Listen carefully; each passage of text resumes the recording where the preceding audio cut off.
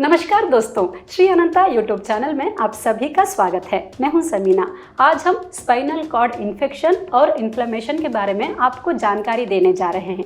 यानी इन्फ्लेमेशन और इन्फेक्शन, इन दोनों के बीच में क्या अंतर है और इसके सिम्टम्स क्या हैं। स्पाइनल कॉर्ड इन्फेक्शन और इन्फ्लेमेशन अगर हमें हो जाता है तो सेंट्रल नर्वस सिस्टम पर कैसे इफेक्ट पड़ता है, इन सब के बारे में आज हम स्वामी जी से बातचीत करेंगे।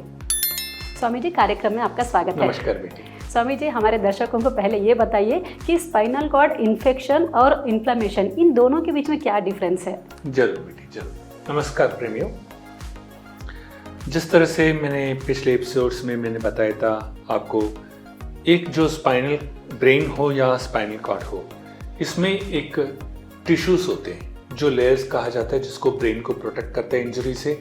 इसी प्रकार से स्पाइनल कैनाल को भी प्रोटेक्ट करने के लिए टिश्यूज होते हैं। वो 3 लेयर के होते हैं, उसको हम मेम्ब्रेन्स कहते हैं या मेनिंजेस कहते हैं। तो वो मेम्ब्रेन्स जो होती हैं, जब कोई एयर ड्रॉपलेट आ जाता है कहीं से भी, जैसे किसी को टाइफाइड हुआ या किसी को निमोनिया हुआ, उस आदमी से दूसरे आदमी को जब फैल जाता है, जब फैलता है तो क्या होता है, थ्रू एयर ड्रॉप्स ही फैलता है। जब वो फैलता है तो उसको हम वायरल इन्फेक्शन कहते हैं। वो वायरल इन्फेक्शन बैक्टीरियल या फंगस के रूप में आता है। जब वो स्प्रेड हो जाती है, यानी कि आप समझिए मेम्ब्रेन्स को खा जाती है, वो टिश्यूज को खा जाती है, उसमें अच्छी तरह स्प्रेड हो जाती है। जब पहली बार आता है तो उसको इन्फेक्शन कहते हैं। जो एडवांस लेवल में जाता है, पूरी तरह वो उस मेम्ब्रेन्स को खा जाता है, नाश कर देता है, तो उसको इन्फ्लेमेशन कहते हैं। तो वो इन्फेक्शन स्टेज में जब आ जाता है, तब जाके हमें पता चल जाता है अभी स्पाइनल कॉर्ड में आ गया। तो जहां पे इन्फेक्ट हुआ है, किसी भी डिस्क में हो, या वो सर्वाइकल में हो या लंबर में हो या आपके इसमें डॉर्सल में हो या सैक्रम में हो, कहीं पे भी हो, वहां पे जिस दिन वो इन्फेक्ट होता है तभी हमें एक इंडिकेशन दे देता है, वहां पे दर्द चालू हो जाती है। अब जब दर्द होती है, कुछ लोगों को ये पता नहीं चलता, जब सांस फूलने लगते हैं, जैसे ही कोई इन्फेक्शन आता है तो वो क्या होता है, रेस्पिरेटरी ऑर्गन्स के ऊपर ही इम्पैक्ट आती है, तो लंग्स के ऊपर वो इम्पैक्ट आता है। तो तब क्या होता है, उनको पहले जैसे ही आप सोचिए निमोनिया आ रहा है या टाइफाइड आ रहा है, उनको सर्दी ज़्यादा लगती है और कोल्ड एंड कॉफ ज़्यादा बढ़ जाता है। तब बढ़ते ही वो सोचते हैं हमें तो कोल्ड एंड कॉफ आया है, मगर उसके साथ वो रुकते नहीं, उसके लिए जो दवाई लेना वो दवाई लेके छोड़ देते हैं। मगर उसका इम्पैक्ट क्या होता है, वो ठीक तो हो गया, निमोनिया ठीक हो गया या टाइफाइड ठीक हो गया, कुछ भी हो वायरल इन्फेक्शन, वो ठीक हो गया। उसके बाद भी आपको उसके वजह से आपके कमर में दर्द आती है या आपके कहीं पे भी शरीर के अंदर दर्द आती है स्पाइन में, तब हमने ये इंडिकेशन लेना चाहिए कि इस स्पाइन के साथ जुड़ा हुआ मसला है। तो इसके लिए इस समस्या को हम कैसे दूर करें, तो इसको दूर करना है तो फिर हम स्पाइन की हमने स्कैनिंग करवानी पड़ती है। एमआरआई स्कैनिंग जब होता है तब जाके हमें पता चलता है वो डैमेज हुआ क्या टिश्यू।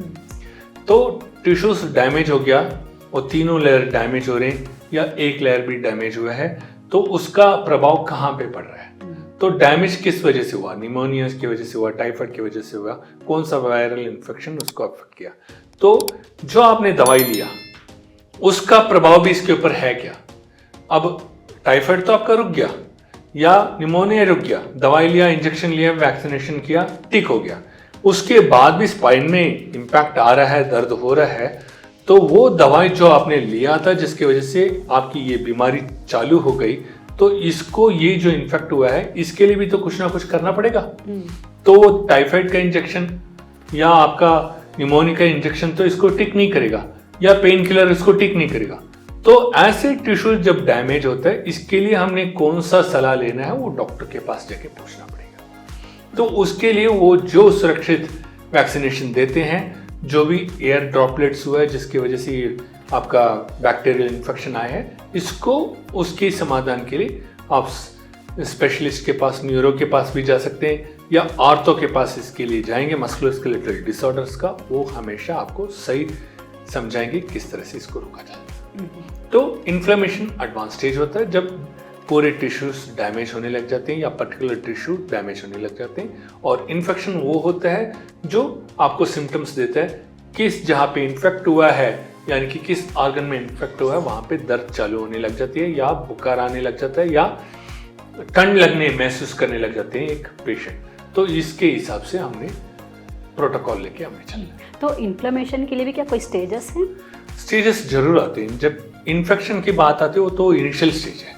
उसका सिम्टम्स आपको कैसे पता लगेगा? आपको सर्दी लग रही है, या आपके बॉडी में स्टिफनेस आ रहा है, या आपको ज्यादा बुखार आ रहा है, या आपको ज्यादा दर्द हो रहा है, ये पूरा इन्फेक्शन के सिम्टम्स हैं।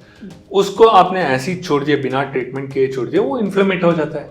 कितना दिन आप इन्फेक्शन को अंदर बंद करके रखोगे? एक दिन तो उसको निकालना है। जब नहीं निकाला तो क्या होगा? अब बहुत सारे गरीब लोग हैं हमारे पास आते हैं, वो 1 महीने तक अपने आप को ट्रीट नहीं करते। उनको ये सुविधा भी नहीं है कि वो टाउन के अंदर जाएं, डॉक्टर को देखें, टिक करवा लें। वो क्या सोचते हैं 1 हफ्ते में ठीक होगा। ऐसे करते करते करते 1 महीना हो जाता है, वो इन्फ्लेमेट हो जाता है।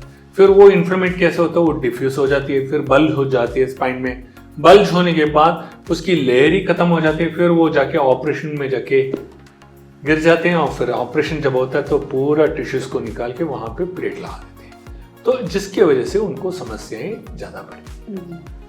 स्वामी जी, कई लोगों को अभी स्पाइनल कॉर्ड सर्जरी के वक्त उनको स्क्रू या प्लेट डाला जाता है, तो क्या ये भी इन्फेक्शन हो सकता है? देखिए, कुछ केसेस में जरूर मोस्ट ऑफ द केसेस हमने जो देखा है, जिसको भी प्लेट लगाए गए हैं उसको एक ना मोटर सेंसरी ऑर्गन्स काम नहीं करते, या दूसरी तरह से हम देखते हैं तो उसमें क्या होता है, कुछ लोग जेनेटिक होते हैं, जैसे आस्थमेटिक केसेस हो जाता है, किसी लोगों को टीबी आ जाती है, दूसरे से भी फैल जाती है, या अपने आप आ जाता है, या कुछ लोगों की इम्यून सिस्टम जब बहुत कम होती है लेवल, तो उनको ये निमोनिया या आपका टाइफाइड, इस तरह से मलेरिया, ऐसे डेंगू फीवर, ये सब जब आते हैं तो उनको स्पाइन के ऊपर प्रभाव ज़्यादा पड़ता है, तो इन्फेक्शन और इन्फ्लेमेशन हो सकता है। क्योंकि भगवान का, प्रकृति का जो दिया हुआ हमारा शरीर है, इसमें आर्टिफिशियल कुछ आप जोड़ देते हो तो नेचुरलिटी खत्म हो गया। तो जितना नेचुरली जो काम करता है वो आर्टिफिशियली कितना काम करेगा? तो सड़ेगा ही सड़ेगा। तो जब इन्फेक्शन होता है तो वो सड़ने लग जाता है, गलने लग जाता है, वो स्पाइन पूरा गलता है, उसका जो प्लेट लगा हुआ वो भी गल सकता है। तो इसके लिए हमने प्रिकॉशंस लेना पड़ता है। ऐसे लोगों के लिए हमेशा जो भी सिम्टम्स, जब भी इन्फेक्शन होता है, तब जाके उनको दर्द जब चालू हो जाता है या फीवर चालू हो जाती है, वो समझ जाना चाहिए हमें इन्फेक्शन हुआ है और ये इन्फ्लेमेशन होने का चांसेस है, तो उसको हमने रोकना है।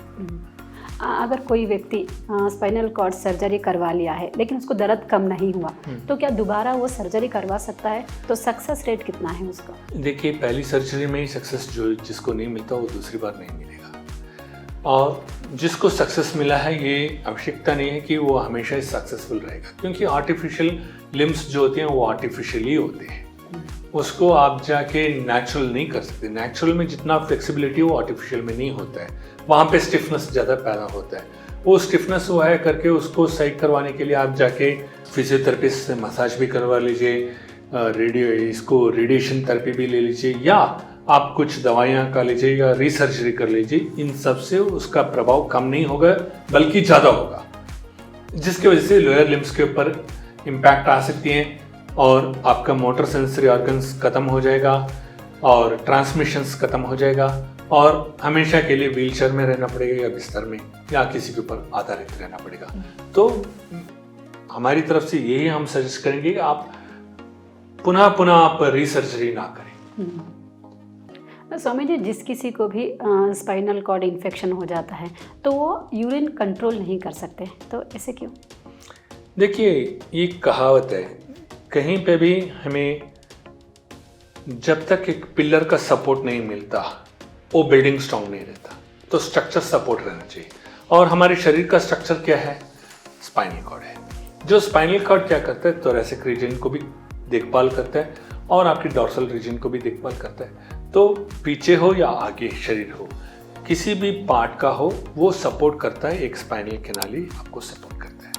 तो वहाँ पे कुछ इन्फेक्शंस आ जाते हैं, जब मेम्ब्रेन्स डैमेज हो जाते हैं तो उसकी प्रभाव आपकी गैस्ट्रोइंटेस्टिनल ट्रैक्ट में हो सकती है, लिवर में हो सकती है, किडनी में हो सकती है, हार्ट में भी इम्पैक्ट हो सकता है। एडवर्स इम्पैक्ट वो एक ही वक्त में नहीं आता। जिस तरह आपका इम्यूनिटी लेवल है उसके हिसाब से अभी आपका डाइजेस्टिव पावर अच्छा है तो इमीडिएटली आपको जीआई ट्रैक्ट को खराब नहीं करेगा, वो आराम से करेगा। तब आपका इन्फेक्शन किस लेवल में जा रहा है, पहला ऑर्गन आपको कौन सा अफेक्ट हो रहा है वो देखेगा। अब सोचिए किसी को इंडाइजेशन पावर बहुत कम है, तो वो पानी भी, वो जीर्ण शक्ति नहीं होगी उस पानी को वो जीर्ण करे, तब जाके वो जुड़ जाता है, आपका पानी रिटेंशन हो जाता है किडनी में और यूरिनरी ब्लैडर में। तो यूरिनरी ब्लैडर उसका काम ही क्या है, एवैक्यूएट करना, तो वो तुरंत एवैक्यूएट करता है।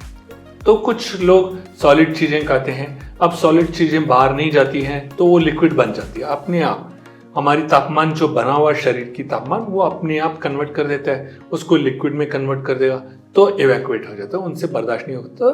तो यूरिनरी ब्लैडर भी वीक होता है, आपका रेक्टम भी वीक होता है, आपका स्पाइन भी वीक होता है, आपका पेट भी वीक होता है। तो इस तरह से large small intestine, pancreas, spleen एक एक करके वीक होता है जब आपका पिलर स्ट्रक्चर सही ना हो। स्वामी जी, आजकल तो हर इंसान फिट रहना चाहता है, तंदुरुस्त रहना चाहता है। तो अगर उन्हें स्पाइनल कॉर्ड इन्फेक्शन या इन्फ्लेमेशन ना आए तो इसके लिए हमें क्या कुछ प्रिकॉशंस लेना पड़ेगा? बहुत सिंपल है, जो भी है मैंने आपको बता दिया, ये एयर ड्रॉपलेट से ही आता है। तो वो टाइफाइड हो सकता है, निमोनिया हो सकता है, मलेरिया हो सकता है, डेंगू हो सकता है, कुछ भी हो सकता है। तो आजकल कोविड के बाद सब लोगों ने इतना तो जानकारी ले लिया, अपने आप को स्वच्छ रखना है। और जब दूसरों के करीब जाते हैं, मैं एक डॉक्टर की भी बात करता हूँ, जब एक डॉक्टर जाके एक पेशेंट को ट्रीट करता है तो डॉक्टर अपने आप को प्रोटेक्ट कर लेना चाहिए। मास्क डाल लो, ग्लव्स डाल लो, उसके बाद पेशेंट को ट्रीट करो। ये नहीं कहता उनसे दूर रहो, उनकी सेवा करो, पूरी सेवा करो, मगर अपने आप को पहले सुरक्षित रखो। इसी प्रकार आम इंसान को भी मैं यही कहूँगा, ऐसे लोगों से थोड़ा दूरी बनाए रखें, या उनको सेवा आप करना चाहते हैं तो आप मास्क पहन लीजिए और आपके हाथों का हमेशा साफ कर लीजिए, ग्लव्स पहनिए।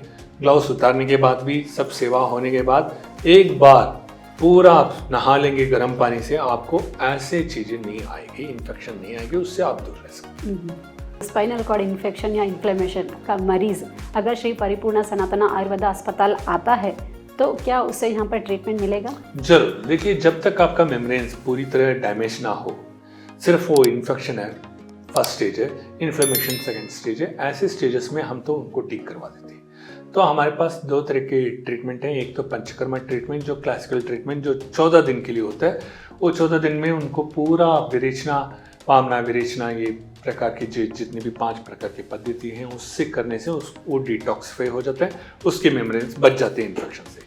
दूसरा मर्म चिकित्सा भी करते हैं, जिसको हम एक्यूप्रेशर टेक्निक से, आप समझिए, क्योंकि एक्यूप्रेशर टेक्निक सबको पता है।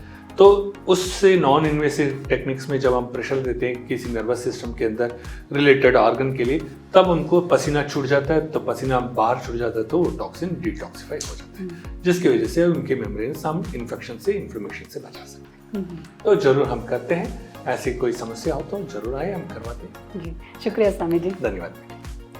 तो दोस्तों, आपको भी अगर रीढ़ के हड्डी से जुड़ी कोई भी बीमारी हो तो आप एक बार श्री परिपूर्णा सनातना आयुर्वेदा अस्पताल आ सकते हैं। यहाँ पर आप अपने डॉक्टर से मिलके आपको जो भी हो रहा है उनसे बातचीत करके सलाह ले सकते हैं। कहते हुए हमारा कार्यक्रम हम संपन्न करते हैं। आप बने रहिए श्री अनंता यूट्यूब चैनल पर। धन्यवाद।